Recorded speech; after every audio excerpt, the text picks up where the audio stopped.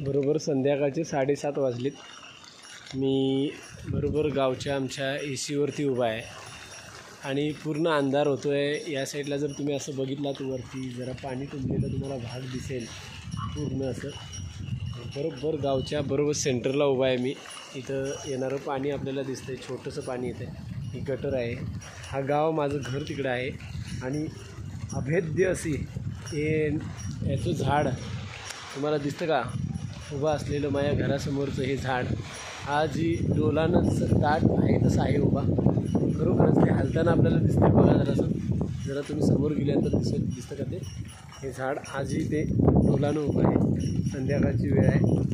इथं प्रार्थना पण चालू आहे गोविंद पाटलांची.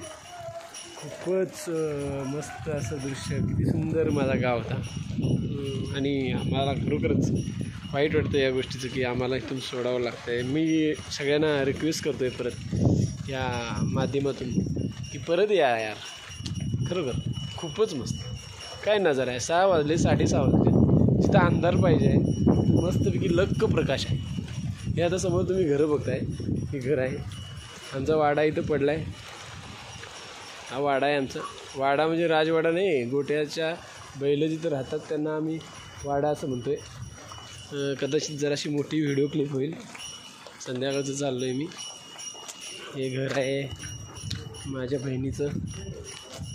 हे बघा खूपच छान अजून आहे असं आहे. इथं आमची कितीतरी वाड्यामध्ये ढोरं होती.